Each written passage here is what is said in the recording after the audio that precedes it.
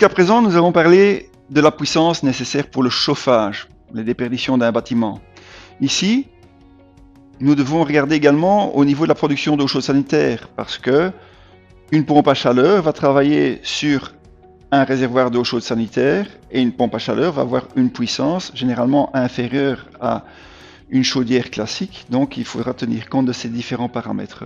Dans le cadre d'un usage classique, les ratios communs sont 50 litres par personne par jour à une température de 45 degrés. En tenant compte que l'eau froide 30 à 10 degrés, cela fait un réchauffement de 35 degrés d'eau froide pour obtenir l'eau à 45 degrés. De cette estimation, il découle que on doit tenir compte de 250 watts par personne pour un temps de 8 heures de mise en température par jour.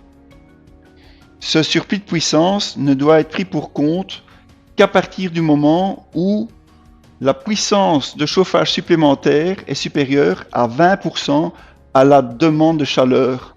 C'est selon la NBNB 62003. Un exemple sera plus clair. La puissance nécessaire selon la NBNB 62003, 8,5 kW, une famille de 4 personnes. Besoin estimé pour l'eau chaude, 0,25 kW par personne, ça veut dire x 4 personnes, 1 kW.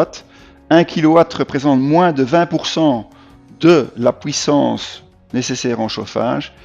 Dans ce cas-ci, il n'est pas nécessaire d'augmenter la puissance de la pompe à chaleur pour la production d'eau chaude sanitaire. Le choix du préparateur d'eau chaude sanitaire est important. Entre autres, la surface de son serpentin va déterminer la puissance qu'on va pouvoir transférer. Nous avons donc dans la notice pour l'étude un tableau qui reprend les boilers compatibles ou non compatibles en fonction de la puissance et du type de machine. Nous avons les Vitocal 200G, 6, 8, 10, 13, 17 kW, les 300G 1 allure, les 300G 2 allures. Chaque fois, on voit le type de boiler et la capacité du boiler. Les boilers 100V, ce sont des boilers émaillés. Les types 300, ce sont des boilers en acier inoxydable. Les V, ce sont des monovalents, un serpentin. Les B, ce sont des bivalents, 2 serpentins. Dans ce cas-là, on considère que la surface est augmentée en raccordant les 2 serpentins en série. Et les croix indiquent la compatibilité. Là où il n'y a pas de croix, il n'y a pas de compatibilité possible.